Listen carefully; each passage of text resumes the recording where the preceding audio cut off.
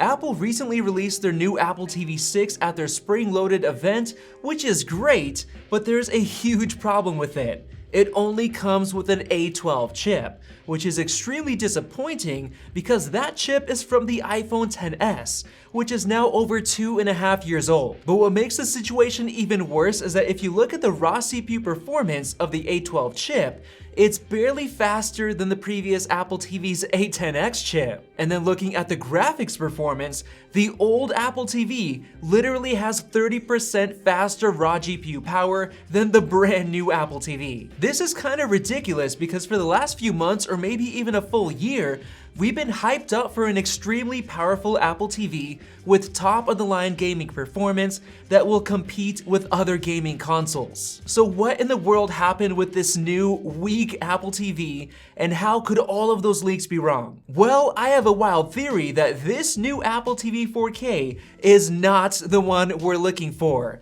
I still strongly believe that Apple is still working on a high-end, gaming-focused console, and I'm gonna prove it to you by using a bunch of leaks combined with a little bit of common sense. But before I get into that, I want to quickly go over the features and specs of the new Apple TV 6 and explain my theory on why Apple gave it the lackluster A12 chip. On a positive note, a lot of the specs have been upgraded, like the new Wi-Fi 6 support, which is much more reliable, as well as the new Thread smart home technology, which makes using smart home products more reliable as well. On top of that, it gets an upgrade to using HDMI 2.1, which now supports up to 8K at 60Hz or even 4K at 120Hz, which is going to be great for the future of television or gaming. It's even supposed to support things like variable refresh rate, which should help eliminate stutter and screen tearing. Another awesome addition is the new color balance feature that allows you to use your iPhone's true depth sensors, which are included on iPhones with Face ID,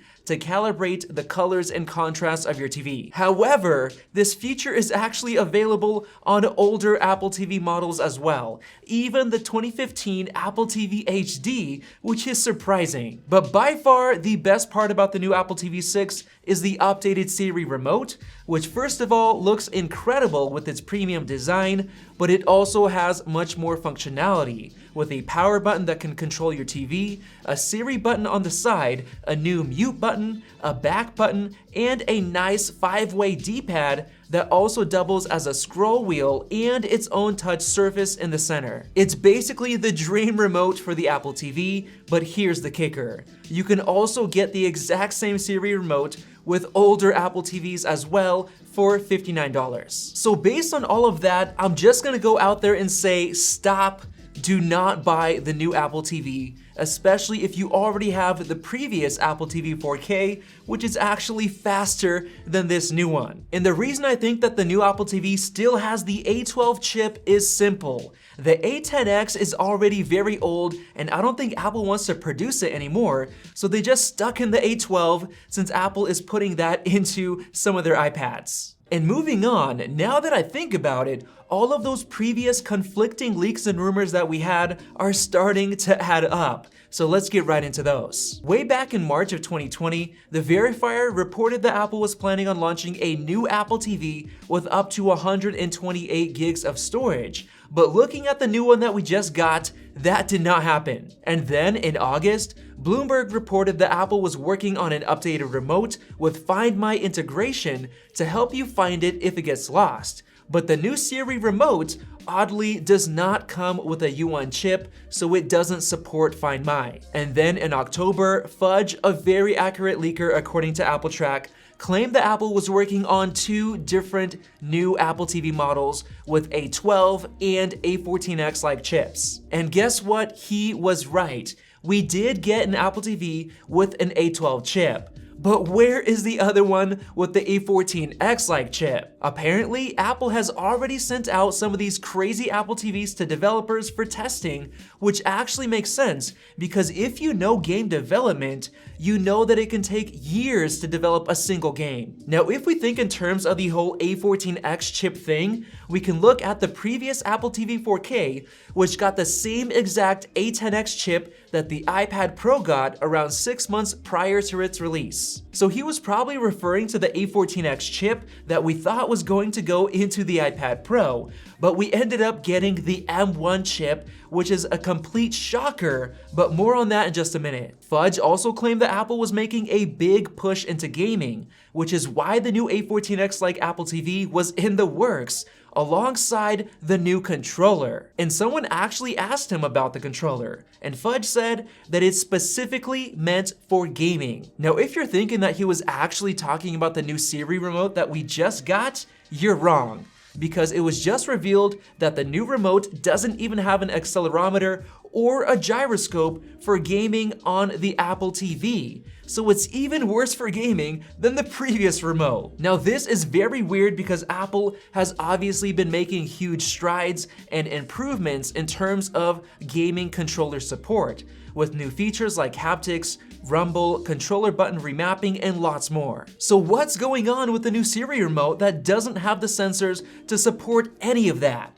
Well, I believe that Apple has a master plan to make their own Apple-branded gaming controller, and these next leaks will prove it. Back in December, Bloomberg reported that a new gaming-focused Apple TV was still on track for release in 2021, and that it was going to take another big leap in terms of hardware to remain competitive in the long term. And let me tell you, this new Apple TV 6 that we just got with the A12 chip is definitely not gaming focused and not competitive at all. But here's the leak of all leaks that made me doubt that an Apple TV was coming at Apple's April event. Back in January, the verifier claimed that a new Apple TV may launch at a special Apple TV Plus event in the fourth quarter of 2021. And apparently, that event is supposed to be focused on gaming, with Apple working with well-known gaming companies and developers to help push into the gaming market. But here are the most telling details. They said that we'll be getting both a new remote and a gaming controller, just like Fudge was saying earlier. And on top of that, last year, Love to Dream, a very reliable leaker, tweeted that Apple is developing their own gaming controller, so we now have 3 sources confirming this same exact leak. But going even further, the verifier said that the new Apple TV is gonna have a chip faster than the A12. Yes, faster than the one that was just released. And on top of that, they said it'll be getting an option for 128 gigs of storage, which the current one does not have. All of this basically proves that the new Apple TV 6 that we just got is definitely not the gaming-focused one that we're all waiting for. So with all of that said, what should we expect from the new Apple TV that may be coming at the end of this year? Well, according to John Prosser, the new Apple TV will have an ultra-wideband chip to act as a base station at home, just like the HomePod Mini.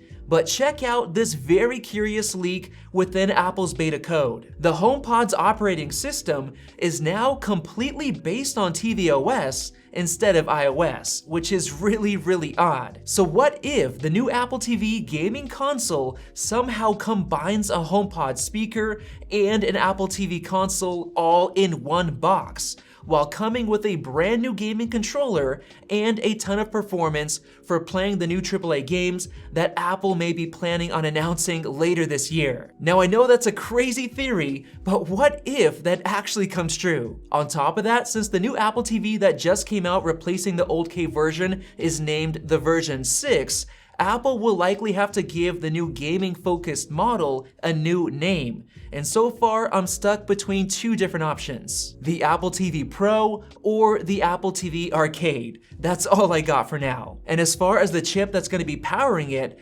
everyone thought that it would come with the A14X chip that we were expecting to come in the iPad Pro, but since the iPad got the M1 chip, I think there are 3 different options that could happen with the new Apple gaming console. Number 1 is that it comes with the M1 chip, which I know sounds crazy, but Apple is currently saving a ton of money by offering it in a wide variety of products, so it just might happen. And number 2, even crazier, what if Apple throws in the even better M1X? in an effort to actually compete with the PS5 and Xbox Series X, since the graphics performance is expected to be incredible. And for number 3, it could come with the M1 at the base price and the M1X as a more expensive upgrade option, which would be a bit weird since some players would have a worse experience than others. I'm not really sure with any of that since it's definitely just a bit early to speculate on this stuff, but all I know is that the new Apple TV that we just got is definitely not the one from all of the leaks that we've been seeing over the past year,